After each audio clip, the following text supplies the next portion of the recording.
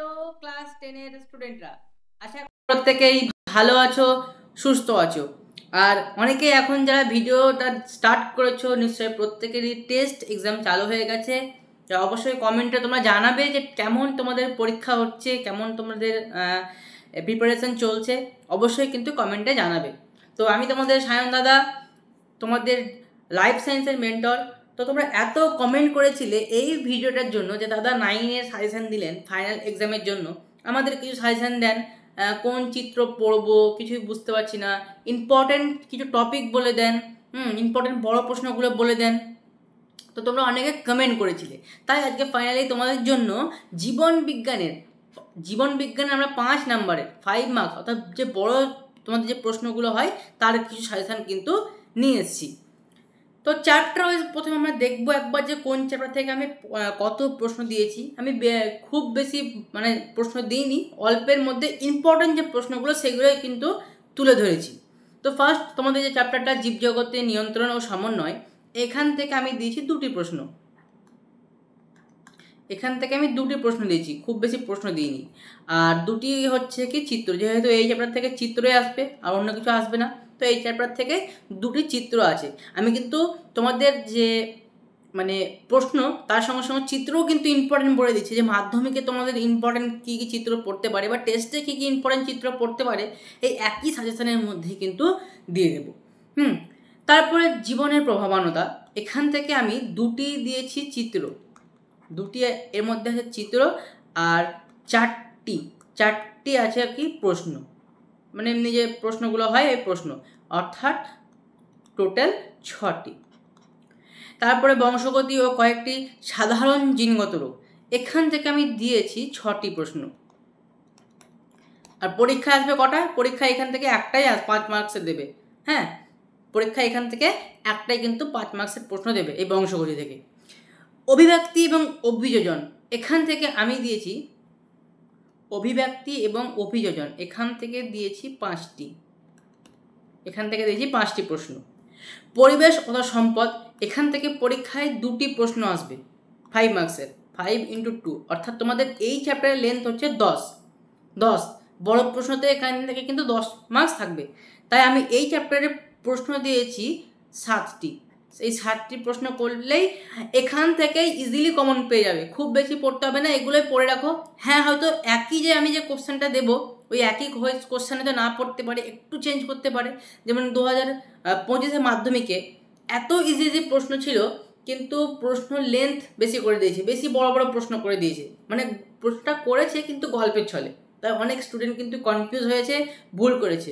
তাই প্রশ্ন দেখে ঘাবড়াবার কিচ্ছু নেই, প্রশ্নটাকে ভালো করে পড়বে, দেন সলভ করবে, ইজিলি সলভ হয়ে যাবে। আর যে প্রশ্নটা আমি এখানে দেবো ওই একই ধরনের প্রশ্ন কিন্তু পড়বে, কিন্তু ওখানে তোমাকে গিয়ে পরীক্ষার হলে গিয়ে তোমাকে একটু কিন্তু ভেবে করতে হবে। ক্লিয়ার? তো চলো প্রথম চ্যাপ্টার আমরা দেখে নিই, যেটা জীবজগতের নিয়ন্ত্রণ ও সমন্বয়। এই চ্যাপ্টার হচ্ছে তোমাদের কি ফার্স্ট চ্যাপ্টার। তো এই চ্যাপ্টারে 5 মার্কসের যে প্রশ্নগুলো আমরা দিয়েছি, দেখো এবার তোমাদের জন্য খুবই ইম্পর্টেন্ট নিউরনের চিত্র, এটা কিন্তু কেউ মিস করবে না, যেটা আদর্শ নিউরনের বা স্নায়ুকোষের, একটা আদর্শ নিউরনের হোক বা স্নায়ুকোষের হোক, বিজ্ঞানসম্মত চিত্র অঙ্কন করতে হবে। ঠিক আছে, বিজ্ঞানসম্মত চিত্র অঙ্কন করতে হবে, এবং যে নিম্নলিখিত যে অংশগুলো আছে, যেমন কি অ্যাকশন চিহ্নিত করতে হবে, ডেনড্রন, রানভিয়ারের পর্ব, সোয়ান কোষ, মায়েলিন শীথ, এই কটি অংশ কিন্তু তোমাদের বলবে যে চিহ্নিত করো।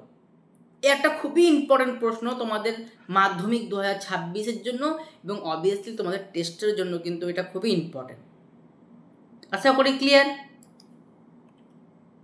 ওকে, তো নেক্সট দেখো এখানেও তারপর আমরা দিয়েছি কি, যেটি প্রতিবর্ত চাপ, এটা বলবো সাইডে করে রাখতে, কিন্তু এই নিউরনটাকে সব থেকে বেশি গুরুত্ব দেবে। যেহেতু তোমাদের 2025-এ চোখটা পড়ে গেছে, তো চোখ নিয়ে এবার কেউ ভাববে না, এবং তোমাদের ভালোই যে চোখটা পড়ে গেছে, নিউরন আর যে প্রতিবর্তক চাপ, এটা খুব ইজি। তাই তোমরা বেশিরভাগটা প্র্যাকটিস করবা এই নিউরনটাকে তো অবশ্যই করবা, এবং এই চ্যাপ্টারে যে সাইডে প্রতিবর্তক চাপ এর বিজ্ঞানসম্মত চিত্র অঙ্কন করে নিম্নলিখিত অংশগুলি চিহ্নিত করো, এটা কিন্তু একটু দেখে রাখবা। অর্থাৎ এই চ্যাপ্টারের এই দুটো প্রশ্ন করে রাখো, আর কিচ্ছু করতে হবে না। আমি বলছি আর কিছু করতে হবে না। গ্রাহকটা চিহ্নিত করতে হবে, সংজ্ঞাবহ স্নায়ু চিহ্নিত করতে হবে, স্নায়ু কেন্দ্রটা চিহ্নিত করতে হবে এবং চেষ্টীয় স্নায়ু। এই 4টি অংশ কিন্তু তোমাদের পরীক্ষা হলে বলবে যে চিহ্নিত করো। বাস এই চ্যাপ্টারে বাস এতটুকুই, আর কিচ্ছু নেই। নেক্সট চলে যাই জীবনের প্রভাবনতা, যেটা আমি তোমাদের নিজে করিয়েছি, কন্টিনিউটি অফ লাইফ। খুবই ইম্পর্টেন্ট একটা চ্যাপ্টার, বারবার বলে আসছি ক্লাস করাবার সময়। তো এই চ্যাপ্টার থেকে আমি টোটাল দিয়েছি কটা প্রশ্ন বললাম? এই চ্যাপ্টার থেকে আমি টোটাল দিয়েছি 6টি প্রশ্ন। কটা প্রশ্ন? 6টি প্রশ্ন দিয়েছি আমি। তার মধ্যে 2টি বললাম যে চিত্র আছে, আর 4টি এরকম সিম্পল যে প্রশ্নগুলো হয়, যে সিম্পল প্রশ্নগুলো কিন্তু আছে। ক্লিয়ার? ওকে, তাহলে দেখা যাক কী কী প্রশ্ন দেওয়া আছে আমাদের এখানে। ইউক্যারিওটিক ক্রোমোজোমের বিজ্ঞানসম্মত চিত্র অঙ্কন করে নিম্নলিখিত অংশগুলি চিহ্নিত করো। কী কী অংশ চিহ্নিত করতে হবে? সেন্ট্রোমিয়ার, টেলোমিয়ার, কত ইজি দেখো, স্যাটেলাইট, হ্যাঁ, নিউক্লিয়ার অর্গানাইজার বা যাকে NOR বলা হয়, নিউক্লিয়ার অর্গানাইজার রিজিয়ন যেটা, আর ক্রোমাটিড। বাস এতটুকু করে রাখবা। এই চ্যাপ্টারের এই প্রশ্নটাও কিন্তু খুবই ইম্পর্টেন্ট। তারপরে দেখো কি দিয়েছি, যে উদ্ভিদ বা প্রাণী কোষের মাইটোসিসের মেটাফেজ দশার চিত্র অঙ্কন করতে হবে। এবার তোমাদের জন্য এটা খুব ইম্পর্টেন্ট, যে মেটাফেজ দশার চিত্র। কোন দশার? মেটাফেজ দশার। মেটাফেজ দশার চিত্র অঙ্কন করে নিম্নলিখিত অংশগুলি চিহ্নিত করো। কি কি বলেছে দেখো, ক্রোমোজোম, বেমতন্তু, হ্যাঁ, মেরু অঞ্চল, সেন্ট্রোমিয়ার আর ক্রোমাটিড। চাপ নেই, আমি পরীক্ষার আগে নিজেও একবার এরকম একটা ক্লাস নেব যেখানে শুধুমাত্র আমাদের চিত্র অঙ্কন প্র্যাকটিস হবে। অলরেডি একটা ক্লাস করেছি যেখানে প্রাণী কোষ সম্বন্ধে, বাট সেটা তোমাদের না, আমি এমনি একটা করেছিলাম ওটা। তো ইউক্যারিওটিক ক্রোমোজোম কী করে আঁকতে হবে, তার বিভিন্ন অংশগুলো আমরা কী করে চিহ্নিত করব, এটাও দেখিয়ে দেবো। মেটাফেজ দশার বলেছে চিত্র অঙ্কন করতে, এগুলো নিয়ে একটা ক্লাস কিন্তু করিয়ে দেবো। সো ডোন্ট ওয়ারি, এগুলো আঁকা খুব ইজি, খুব সহজ। তো চিত্র সাজেশন হয়ে গেল, আর তোমাদের প্রিভিয়াস চ্যাপ্টার থেকে ওই দুটো চিত্র তোমরা করে রাখো। বাস, আর চিত্র সম্বন্ধে কিচ্ছু ভাবতে হবে না। মেনলি তোমরা ফোকাস করবে এই নিউরন আর এই ইউক্যারিওটিক ক্রোমোজোম, এই দুটোকে। আর এটাও ইম্পর্টেন্ট, মেটাফেজ দশাটাও ইম্পর্টেন্ট, বাট তোমরা ওই নিউরনটাকে আর ইউক্যারিওটিক ক্রোমোজোমটাকে বেশি গুরুত্ব দেবে। তারপরে গুরুত্ব দেবে মেটাফেজ দশার চিত্র অঙ্কনটা, তারপরে গুরুত্ব দেবে ওই প্রতিবর্তক চাপটা। এইভাবে কিন্তু এই 4টে চিত্র তোমরা করে রাখো। 4টে চিত্রই কিন্তু ইম্পর্টেন্ট। এই 4টি চিত্র তোমরা করে রাখো, একটাও কিন্তু ছেড়ো না। বুঝতে পারলে ক্লাস 10রা? নেক্সট এই চ্যাপ্টারে রেডি। আমরা এবার কি বলেছিলাম, যে 4টে আমরা সিম্পল এরকম প্রশ্ন দিয়েছি। দেখো 4টে আছে, 4টেই কিন্তু আছে, 4টের বেশি কিন্তু আমি দিইনি। কি কি বলেছি দেখো, একটি ফার্নের জনুক্রম পর্যায় চিত্রের সাহায্যে দেখাও। আর তার সঙ্গে যুক্ত করে দিয়েছি যে প্রোফেজ ও টেলোফেজের ক্ষেত্রে বিপরীতধর্মী পরিবর্তন ঘটে। এই দুটি বিপরীতধর্মী পরিবর্তন লেখো। সবাই আমরা জানি প্রোফেজ দশায় যে ঘটনাটিগুলি ঘটে কোষচক্রে বা কোষ বিভাজনের সময়, টেলোফেজ দশায় ঠিক তার উল্টো ঘটে। প্রোফেজ দশায় যে ঘটনাগুলি ঘটে, টেলোফেজ দশায় ঠিক তার উল্টো ঘটনাটি ঘটে। অর্থাৎ এরা একে অপরের কি একটি বিপরীতধর্মী পরিবর্তন। তো ওটাকেই তোমাকে ব্যাখ্যা করতে হবে, যে এই দুটি বিপরীতধর্মী পরিবর্তনটাকেই লেখো, মানে এক কথায় ব্যাখ্যা করো। এরকম যদি দিয়ে দেয় যে ব্যাখ্যা করো প্রোফেজ এবং টেলোফেজ দশা এরা বিপরীতধর্মী পরিবর্তন, এটা কিন্তু ব্যাখ্যা করতে হবে। আমি শুধু কী দিয়েছি, যে এই দুটি বিপরীতধর্মী পরিবর্তন লেখো। এখানে যদি বলে যদি ব্যাখ্যা করো, একইভাবেই লিখতে হবে। বুঝতে পারলে? তাই এই প্রশ্নটা কিন্তু তোমাদের জন্য এবার ইম্পর্টেন্ট আছে। ফার্নের জনুক্রম করে রাখবা, আর এই প্রশ্নটা কিন্তু করে রাখবা। নেক্সট বলেছে মাইটোসিস এবং মিওসিসের প্রদত্ত 3টি বিষয়ের উপর পার্থক্য করতে বলেছে। পার্থক্য আমি এখানে নির্দিষ্ট করে একটা বলে দিয়েছি, যে মাইটোসিস এবং মিওসিস, কিন্তু বাকিগুলোও কিন্তু দেখে রাখবা। বাকি যে পার্থক্যগুলি আছে, যেমন উদ্ভিদ কোষের ক্যারিওকাইনেসিস এবং প্রাণী কোষের ক্যারিওকাইনেসিসের পার্থক্যটা একটু দেখে রাখবা। আর এই চ্যাপ্টারটা তো সব থেকে বেশি ইম্পর্টেন্ট, যেটা সেটা দিয়েইছি, যে মাইটোসিস এবং মিওসিসের মধ্যে পার্থক্য কী কী দিয়ে, সম্পাদনের স্থান, হ্যাঁ, ক্রোমোজোমের বিভাজনের স্থান এবং উৎপন্ন কোষের সংখ্যা। ক্লিয়ার হলো প্রত্যেকের? এই প্রশ্নটা কিন্তু তোমরা একটু করে রাখবা। আর কি বলেছি দেখো, একটি ইউক্যারিওটিক ক্রোমোজোমের প্রদত্ত অংশগুলির গুরুত্ব ব্যাখ্যা করো। মানে একটা ইউক্যারিওটিক ক্রোমোজোমের যে পার্টগুলো আছে, যেমন সেন্ট্রোমিয়ার আছে, ক্রোমাটিড আছে, টেলোমিয়ার আছে, কাইনেটোকোর আছে। তো এগুলোর গুরুত্ব কি, একটা ক্রোমোজোমের শরীরে এই পার্টগুলোর গুরুত্ব কি সেটাই তোমাকে ব্যাখ্যা করতে হবে, মানে এক কথায় কাজগুলো ব্যাখ্যা করতে হবে, যে ইউক্যারিওটিক ক্রোমোজোমের যে সেন্টোমিয়ার তার কাজ কি, টেলোমিয়ার তার কাজ কি, ক্রোমাটিড এটার কাজ কি, এই কাজগুলো শুধু লিখলেই হয়ে যাবে। নেক্সট যেটা দিয়েছি সেটা হচ্ছে মাইটোসিস, কোষ বিভাজনের অ্যানাফেজ দশায় আমরা কী কী পরিবর্তন দেখতে পাবো, অর্থাৎ কী কী পরিবর্তন ঘটে, এটা একটা লিখতে হবে।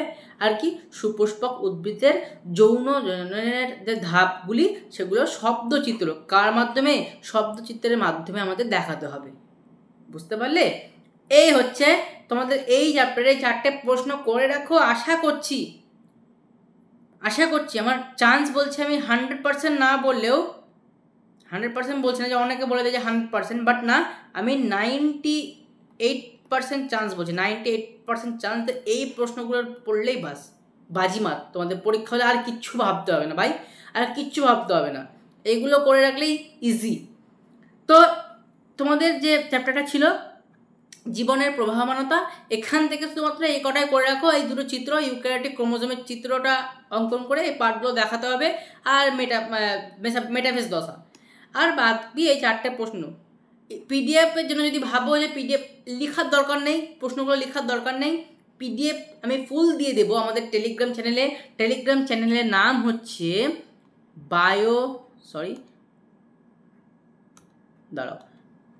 টেলিগ্রাম চ্যানেলের নাম হচ্ছে বায়োলজিক্যাল, এরকম একটা ড্যাশ দেবে, দেন কোড, এরকম লিখলেও কিন্তু হবে। বুঝতে পারলে? এটা হচ্ছে আমাদের টেলিগ্রাম চ্যানেলের নাম। টেলিগ্রাম চ্যানেলে এটা ফুল পিডিএফ আমি দিয়ে দেবো। তো পিডিএফের জন্য কেউ কিছু ভেবো না, আমি কি বলছি সেটা শোনো, মাইন্ডটাকে একদম পুরো আজকে ভিডিওটাতে রাখো, কারণ জীবনের প্রথম পরীক্ষা দেবে, তাকে সেটা যেন ভালো হয়। প্রথম গুরুত্বপূর্ণ একটা পরীক্ষা, জীবনের প্রথম একটা গুরুত্বপূর্ণ পরীক্ষা, প্রথম একটা দামি পরীক্ষা হচ্ছে মাধ্যমিক, তাই এটাকে কেউ হেলাফেলা করবে না। তো থার্ড তোমাদের যে চ্যাপ্টারটা সেটা হচ্ছে কি, সেটা হচ্ছে আমাদের বংশগতি এবং কয়েকটি সাধারণ জিনগত রোগ, heredity and common genetic disorders. এবার এই চ্যাপ্টার থেকে আমি কি বললাম, এই চ্যাপ্টার থেকে আমি টোটাল দিয়েছি 6টি প্রশ্ন। কটি প্রশ্ন দিয়েছি গো? 6টি প্রশ্ন আমি দিয়েছি। তো কি কি চলো একবার দেখে নিই। ওকে, বিশুদ্ধ গোল হলুদ বীজ ধারণকারী মটর গাছের সঙ্গে কুঞ্চিত সবুজ বীজ ধারণকারী মটর গাছের সংকরায়ন ঘটালে তাদের দ্বিতীয় অপত্য বংশের সৃষ্ট অপত্যগুলির ফিনোটাইপ অনুপাত চেকার বোর্ডের সাহায্যে দেখাতে হবে। আশা করি প্রশ্নটা বুঝে গেছো। অর্থাৎ মেন্ডেলের যে দ্বিসংকর জনন, এখানে ঘুরিয়ে আমাদের কী করতে হবে, যে দ্বিসংকর জননটাকে যে করে রাখবা, দ্বিসংকর জননটাকে যারা ভালো করে রাখবা। আমাদের ফুল আমরা লাইভ ক্লাসও কালকে করেছি এই চ্যাপ্টারটা সম্বন্ধে। প্রবলেম হলে দেখো ইউটিউবে আমাদের এই চ্যাপ্টার সম্বন্ধে ভিডিও আছে, তোমরা ইউটিউবে পেয়ে যাবে ইজিলি। তো দ্বিসংকর জননের যে ক্রসটা যারা ভালো করেছো, একই জিনিস দিয়ে দেখেছি আমি, গোল হলুদ বীজ দিয়েই কিন্তু ক্রস করে দেখিয়েছি। তো বেশি কিছু না, ওই ক্রসটাকে শুধু করতে হবে, নিয়ে চেকার বোর্ডটা বানাতে হবে, বানিয়ে তার যে ফিনোটাইপ অনুপাত কটা আসছে সেই ফিনোটাইপ অনুপাতটা দেখাতে হবে। কটা আসে গো? 9:3 ওইভাবে আসে, কিন্তু আমি এখন বলছি না, তোমরা নিজেরা প্র্যাকটিস করবে। আচ্ছা, নেক্সট চলো বলছে যে মটর, এটার সঙ্গে আমি অথবা করে দিয়েছি এটাকে, যে মটর গাছের বীজের বর্ণ ও বীজের আকার। দেখো একই প্রশ্ন, বীজের বর্ণ ও বীজের আকার, এটাকে একটু ঘুরিয়ে শুধু প্রশ্ন করেছে, প্রশ্নটাকে এখানে ঘুরিয়ে করে দিয়েছি শুধু। এই বৈশিষ্ট্য দুটি নিয়ে মেন্ডেল দ্বিসংকর জননের পরীক্ষা করেছিলেন। এই পরীক্ষায় F1 জনুতে যে কটি হলুদ ও গোলাকার বীজ যুক্ত মটর গাছ উৎপন্ন হয় তাদের জিনোটাইপগুলি লেখো। F1 জনুর কথা লিখতে হবে। বুঝতে পারলে? এই ক্রসটা নিজেরা করবে, প্র্যাকটিস করবে শুধু। এই সময় তোমাদের সিলেবাস কমপ্লিট, এখন শুধু কোশ্চেন অ্যান্সার কিন্তু প্র্যাকটিস করো। বোঝা গেল? ওকে, তাহলে এই দুটো প্রশ্ন তোমরা এই চ্যাপ্টার থেকে করো। নেক্সট দেখো বলেছে যে লিঙ্গ নির্ধারণ পদ্ধতি একটা চেকার বোর্ডের সাহায্যে দেখাও। এটা কি বলবো, খুবই খুবই খুবই ইম্পর্টেন্ট প্রশ্ন, মাধ্যমিক 2026-এর জন্য খুবই একটা ইম্পর্টেন্ট প্রশ্ন। লিঙ্গ নির্ধারণ পদ্ধতি, এটা কিন্তু করে রাখবা। এবং এর সঙ্গে দেখো আমি অল্টার হিসেবে দিয়েছি কি সন্তানের লিঙ্গ নির্ধারণ পদ্ধতি সংক্রান্ত মানব সমাজের ভ্রান্ত ধারণা কীভাবে নির্ভুল করা যায় তা একটি ক্রসের মাধ্যমে দেখাও। যদি তোমাদেরকে পরীক্ষা হলে এরকমভাবেও যদি প্রশ্ন দিয়ে দেয়, ভালো করে শোনো, একদম ভালো করে শোনো, এরকম করেও যদি পরীক্ষা হলে প্রশ্ন দিয়ে দেয়, কেউ ঘাবড়াবে না, কেউ ভয় পাবে না। এটাকেই তোমরা এই যে লিঙ্গ নির্ধারণের যে ক্রসটা করবে, ওই একই ক্রসই কিন্তু এভাবেই হবে। লিঙ্গ নির্ধারণ আর এই যে প্রশ্নটা একই প্রশ্ন, একই রকমভাবে কিন্তু করতে হবে, কিচ্ছু ভয় পাওয়ার দরকার নেই। ঠিক আছে, মাথায় ঢুকছে কিছু? এই প্রশ্নগুলো শুধু করে রাখো, ব্যাস। নেক্সট চলো যাওয়া যাক, কী আছে দেখি। আচ্ছা, নেক্সট আমাদের এখানে বলছে যে এক সংকর জনন পরীক্ষা থেকে প্রাপ্ত মেন্ডেলের প্রথম সূত্রটি বিবৃত করো। মেন্ডেল এক সংকর জনন থেকে কী পেয়েছিলেন? পৃথকীভবনের সূত্র।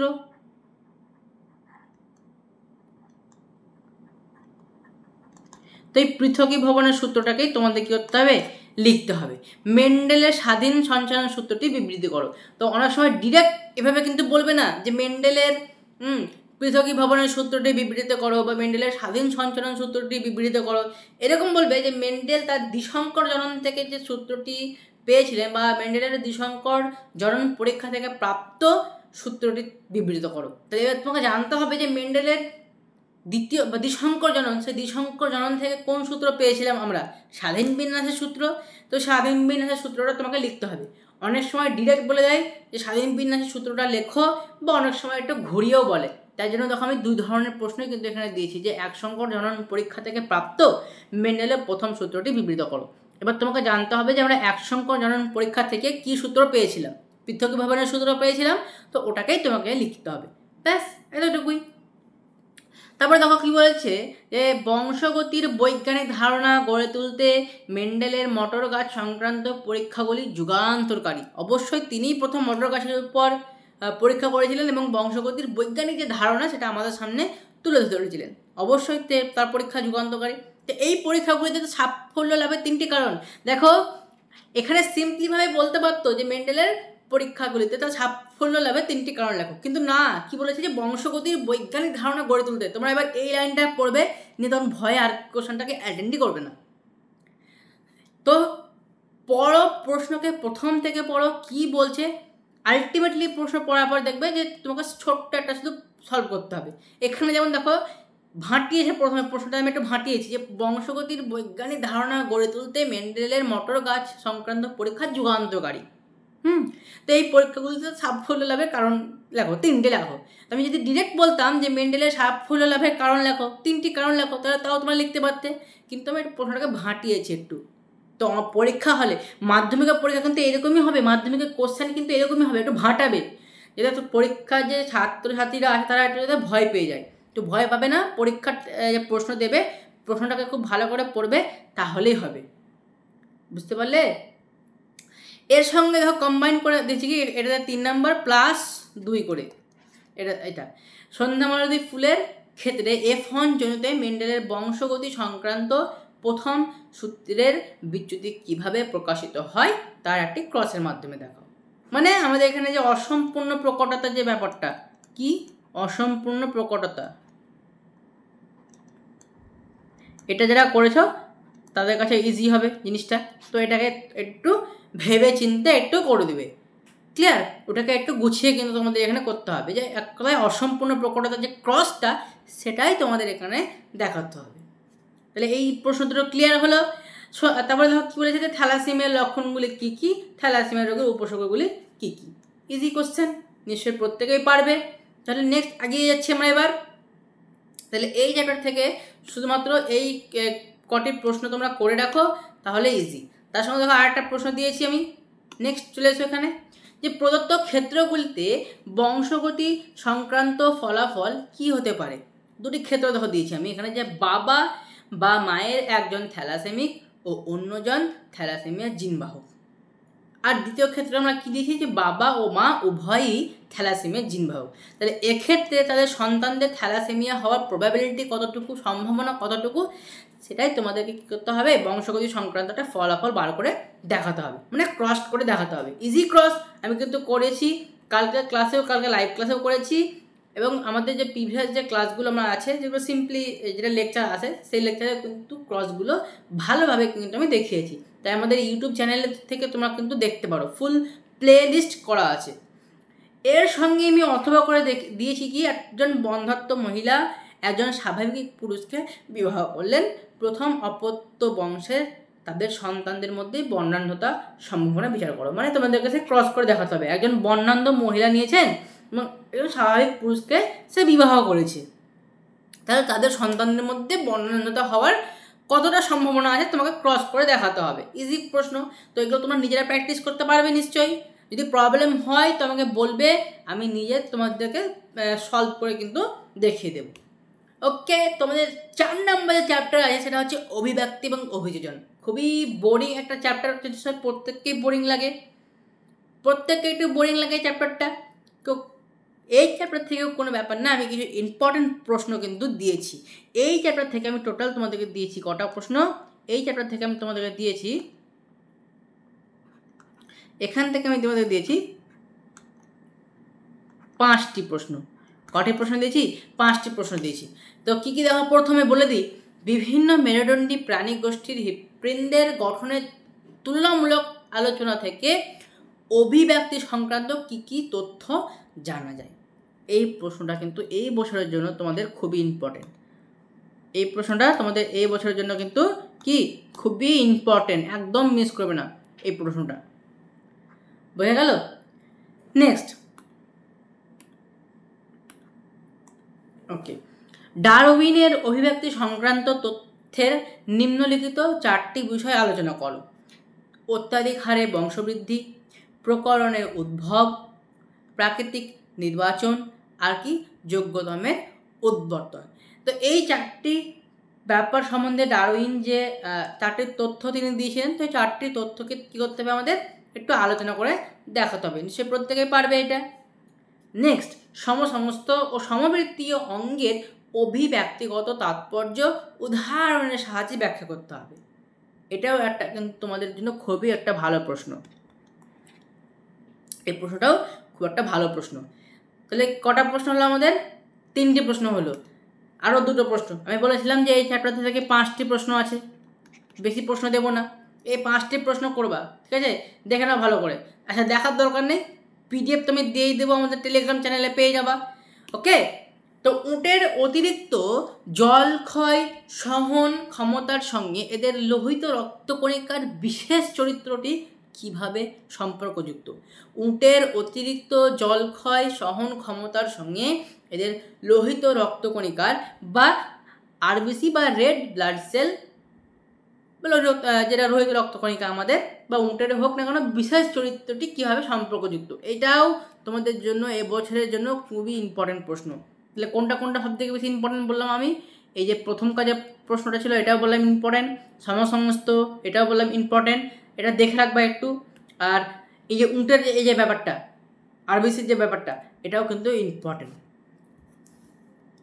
আর নেক্সট বলেছে কি, জীবের আকার, শারীরবৃত্তীয় ক্রিয়াকলাপ ও আচরণের পরিবর্তনই হলো অভিযোজন। যে কোনো 2টি উদাহরণসহ বক্তব্যটির যথার্থতা প্রমাণ করো। আর তার সঙ্গে দিয়েছি কি, যে রুই মাছের জলজ অভিযোজনে পটকার ভূমিকা কি কি, পটকার ভূমিকা কি কি। এটা হবে 3+2, এরকম করে হবে। তাহলে করে নেবা প্রশ্ন দুটো, হবে তো? না হলে বলবা, আমি কিন্তু অ্যান্সার করে দেব। নেক্সট, আমাদের সব থেকে লাস্ট চ্যাপ্টার এবং তোমাদের ফাইনাল চ্যাপ্টার, যেটা লাস্ট এবং ফাইনাল চ্যাপ্টারটা তোমাদের, সরি এখানে 5 নম্বর চ্যাপ্টার হতো, এটা আমি 4 করে থুয়ে দিয়েছি, এটা হবে তোমাদের 5 নম্বর চ্যাপ্টার, তাই তো? 5 নম্বর চ্যাপ্টার হবে এটা। তো যাই হোক, এটা হবে 5 নম্বর চ্যাপ্টার, ঠিক করে নেবা, এটা আমি ঠিক করে দেবো পিডিএফে।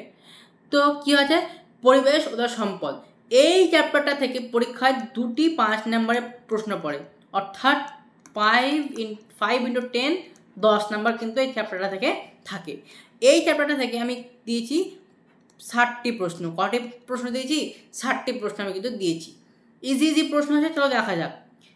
তো প্রথম যেটা আছে, যে ক্রমবর্ধমান জনসংখ্যা সম্পর্কিত প্রদত্ত 3টি সমস্যা ব্যাখ্যা করো। মানে যদি জনসংখ্যার বৃদ্ধি যদি ঘটে, তাহলে মানব জীবনে কী কী আমরা সমস্যা দেখতে পাবো। তো সেই সম্বন্ধিত আমাদের 3টি সমস্যা দিয়েছি আমরা, মানে সমস্যা উল্লেখ করে দিয়েছি, সেগুলোকেই ব্যাখ্যা করতে হবে। এক হচ্ছে কি প্রাকৃতিক সম্পদের অতি ব্যবহার এবং হ্রাস। অবশ্যই মানব যেহেতু বেশি, প্রাকৃতিক সম্পদেরও অধিক মানে অতি ব্যবহার হচ্ছে এবং সে তার কী হচ্ছে হ্রাস হচ্ছে। এবার যেহেতু অধিক ব্যবহার হচ্ছে তাই হ্রাসও হচ্ছে। দেখো পরিবর্তন এবং বিশ্ব উষ্ণায়ন, কিসের পরিবর্তন? আবহাওয়ার পরিবর্তন। এখানে আবহাওয়াটা উল্লেখ করিনি, এটা হবে আবহাওয়ার পরিবর্তন এবং বিশ্ব উষ্ণায়ন। এখানে আবহাওয়া জিনিসটা একটু অ্যাড করে নেবে তোমরা, হ্যাঁ এটা আবহাওয়ার পরিবর্তন হবে। কি হবে? আবহাওয়ার পরিবর্তন এবং বিশ্ব উষ্ণায়ন। তারপরে কি মানুষ অরণ্যকে ধ্বংস করছে, যেহেতু মানুষ জনসংখ্যা বৃদ্ধি পাচ্ছে তাই অরণ্যকে ধ্বংস করছে তার বাসস্থানের জন্য, তাই অরণ্য ধ্বংস। এবার দেখো যদি অরণ্যকে ধ্বংস করে তাহলে সেই জঙ্গলে বা সেই বনে বা যে অরণ্যে যে সমস্ত জীবরা বসবাস করবে তাদের ক্ষতি হবে, তারা ধীরে ধীরে বিলুপ্ত হয়ে পড়বে। তাই এখানে কী হবে? বাস্তুতন্ত্রের কিন্তু একটা ক্ষয় হবে। বুঝতে পারলে? এই হচ্ছে ব্যাপার। তুমি তোমাদেরকে এই 3টে পয়েন্ট কিন্তু আলোচনাটা করতে হবে। নেক্সট দেখো কী বলেছে যে নাইট্রোজেন চক্রের ধাপসমূহ কী বলেছে? পর্যায়চিত্রের সাহায্যে বা শব্দচিত্রের সাহায্যে দেখাতে হবে। ঠিক আছে, খুব কঠিন প্রশ্ন না, ইজি প্রশ্ন। কি কি কারণে নাইট্রোজেন চক্র বিঘ্নিত হতে পারে?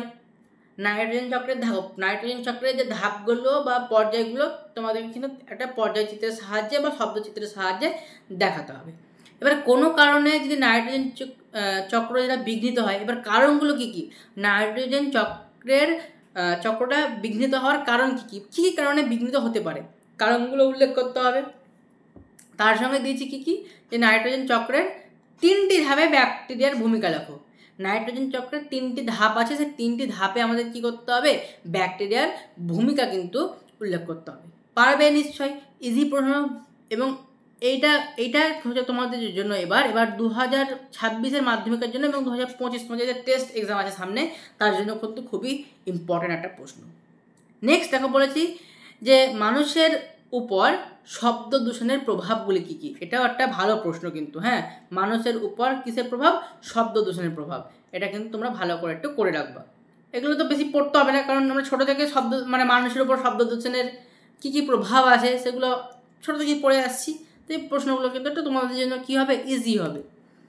নেক্সট আছে কি বিশ্ব উষ্ণায়নের ফলে সমুদ্রের জলতলের উচ্চতা অধিক বৃদ্ধি পেলে সুন্দরবনের মানুষ কি কি জীববৈচিত্র্য বা সুন্দরবনের মানুষ ও জীববৈচিত্র্যের কী কী সমস্যা হতে পারে? দেখো যদি বিশ্ব উষ্ণায়ন হয় তাহলে সমুদ্রের জলতল বাড়বে, তার ফলে সুন্দরবন কী হবে? ধীরে ধীরে কী হবে? সমুদ্রের তলে যেতে থাকবে। তো সেটাই বলছে যে বিশ্ব উষ্ণায়নের ফলে যে সমুদ্রের জলতলের উচ্চতা ধীরে ধীরে বৃদ্ধি পাচ্ছে, তার ফলে সুন্দরবনের মানুষ ও জীববৈচিত্র্যের কী কী সমস্যা হতে পারে, ভবিষ্যতে কী কী সমস্যা হতে পারে সেটাই আমাদের এখানে লিখতে হবে। ওকে, তারপরে ধর কী বলেছে যে জীববৈচিত্র্য সংরক্ষণে বায়োস্ফিয়ার রিজার্ভ ও অভয়ারণ্যের ভূমিকা। কার? বায়োস্ফিয়ার রিজার্ভ এবং অভয়ারণ্য এর ভূমিকা কিন্তু আমাদের লিখতে হবে। তো এই প্রশ্নটা তোমরা প্রত্যেকেই পারবে, সোজা প্রশ্ন। এইগুলো করে রাখো, এই চ্যাপ্টার থেকে বেশি কিছু ভাবতে হবে না। আর পিডিএফ বারবার বলছি টেলিগ্রাম চ্যানেলে আমাদের যাবে, সেখানে ফুল পিডিএফ তোমরা পেয়ে যাবা। সুন্দরবনের পরিবেশগত একটি সমস্যা হলো খাদ্য সংখ্যার ভারসাম্যে ব্যাঘাত। 3টি উদাহরণের সাহায্যে বক্তব্যটির যথার্থতা প্রমাণ করো। এটাও একটা খুব ভালো প্রশ্ন 2026-এর জন্য। যেগুলো আমি একটু ভালো ভালো ইম্পর্টেন্ট বলছি সেগুলো তোমরা কিন্তু মার্ক করে রাখো। ক্লিয়ার? তো নেক্সট স্লাইডে চলে যাচ্ছি আমরা। নেক্সট দেখো কী আছে, সিংহ সংরক্ষণে ভারতবর্ষের গির জাতীয় উদ্যানে যে ইন সিটু ব্যবস্থা নেওয়া হয়েছে তা উল্লেখ করতে হবে। বুঝতে পারলে?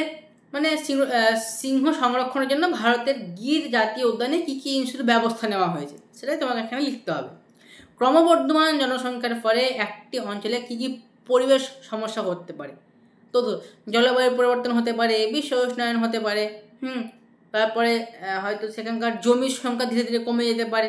এই কিছু কিছু সমস্যার কথা লিখে দিতে হবে, ভালো করে কিন্তু গুছিয়ে লিখবা। আচ্ছা, নেক্সট বলেছে কি যে পশ্চিমবঙ্গে অবস্থিত একটি ন্যাশনাল পার্ক, কি বলেছে? একটা ন্যাশনাল পার্ক আর একটি কি বায়োস্ফিয়ার রিজার্ভ। ন্যাশনাল পার্ক আর একটা কী বলেছে যে বায়োস্ফিয়ার রিজার্ভের উদাহরণ কিন্তু আমাদের দিতে বলেছে। ন্যাশনাল পার্ক আর বায়োস্ফিয়ার রিজার্ভের উদাহরণ দিয়ে দিবা বা এই প্রশ্নটা সলভ করে দিবা। নিজে থেকে। তার সঙ্গে দেখো অথবা করে দিয়েছি কি, প্রদত্ত বন্য প্রাণীগুলির বিপন্নতার কারণ কী কী, যে প্রাণীগুলো দেখো সামনে আমাদের আসবে তাদের বিপন্নতার কারণ কী। রয়্যাল বেঙ্গল টাইগার এর বিপন্নতার কারণ, একশৃঙ্গ গন্ডারের বিপন্নতার কারণ, একশৃঙ্গ গন্ডার, হ্যাঁ, এবং তার সঙ্গে সঙ্গে সিংহ, এই কটা প্রাণীর বিপন্নতার কারণ কী। মানব স্বাস্থ্যের উপর বায়ু দূষণের প্রভাব লিখতে বলেছে, কটা, দুটি লিখলে হবে, অর্থাৎ 3+2 হয়ে এটা কিন্তু আসবে। তো এই হচ্ছে তোমাদের সাজেশন, আলটিমেট একটা সাজেশন, একটা ফাইনাল সাজেশন তোমাদের দিয়ে দিলাম, যেটা তোমাদের অনেক অনেক অনেক হেল্প করবে টেস্টের জন্য এবং মাধ্যমিকের জন্য। তো এতদিন ধরে তোমরা যে কমেন্ট করে আসছো দাদা সাজেশান দিন, খুবই চাপের মধ্যে আছি, কি পড়বো বুঝতে পারছি না, টেস্ট পরীক্ষা চলে এলো কিন্তু এখনও আপনি সাজেশান দিচ্ছেন না, ক্লাস 9-এ দিয়ে দিলেন। তো দেখো তোমাদের দিয়ে দিলাম, কারণ সাজেশান শুধু দিলে তো হবে না, এমন সাজেশান ভাবতে হবে যেটা ইম্পর্টেন্ট, পরীক্ষায় পড়ার মতো। তাই সাজেশান করতে গেলে একটু ভেবে চিন্তে করে করতে হয় ভাই, হ্যাঁ। তো তাও দেখো ফুল সাজেশান একটা PDF তোমাদেরকে যতটুকু পারলাম চেষ্টা করলাম, এবং ইম্পর্টেন্ট প্রশ্নগুলোই কিন্তু দিয়েছি, একটাও কিন্তু ফেলার মতন না, একটাও কিন্তু ফেলার মতন না। তাই পড়া স্টার্ট করে দাও এবং ভালো করে কিন্তু পড়ো। কার কেমন টেস্ট পরীক্ষা হচ্ছে, হ্যাঁ, সবাই কিন্তু আমাকে একবার কিন্তু কী করবে, অবশ্যই মেসেজ করে বলবে, হোক বা ইমেল করে হোক, আমাকে কিন্তু বলবে, বা আমার কোনো ভিডিওর কমেন্টকে আমাকে কিন্তু জানাবে যে তোমাদের পরীক্ষা কেমন হচ্ছে, কবে থেকে পরীক্ষা সেটাও কিন্তু আমাকে একদম জানাতে ভুলবে না। তো এ হয়ে গেল তোমাদের সাজেশন, আমি দিয়ে দিলাম। তো আর কোনো চাপ নেই, এনজয়, পরীক্ষাটাকে মজা করো, কিন্তু হ্যাঁ কি বলবো, সিরিয়াসলিভাবে কিন্তু নিতে হবে, এমন না যে টেস্টই তো ফাইনালে গিয়ে ভালোভাবে করবো বা মাধ্যমিকে গিয়ে ভালো করব, সেটা কিন্তু ভেবো না, একদমই এই ভাবনা ভুল, যে টেস্টে যা হবে হোক, মাধ্যমিকে ভালো করব, এই ভাবনা কিন্তু একদম ভুল। তাই টেস্টটাকে সিরিয়াসলি নাও, এমন করে খাতায় লেখো যেটা মাধ্যমিকে করবে, মাধ্যমিকের খাতাকে যেমন করে সাজাবে সেভাবেই খাতা সাজাও, সেভাবেই পড়ো। তো দেখা হচ্ছে নেক্সট লেকচারে, নেক্সট লাইভ ক্লাস করবো অবশ্যই, তোমাদের বংশগতি সম্বন্ধিত বা আরও যে চ্যাপ্টারগুলো আছে সেখান থেকেও লাইভ প্রশ্ন উত্তর ক্লাস আমি কিন্তু খুব শীঘ্রই আনবো। তো তোমরা কোথাও যাবে না, বায়োলজিক্যাল কোড চ্যানেলের সঙ্গে যুক্ত থাকো, আর এভাবেই আমাদের ভালোবাসা দেওয়ার জন্য, পাশে থাকার জন্য অনেক অনেক থ্যাংক ইউ তোমাদেরকে, হ্যাঁ। তো ওকে, দেখা হচ্ছে পরের ক্লাসে, বাই। আর ভালো করে কিন্তু একটু পড়াশোনাটা করবে, হ্যাঁ।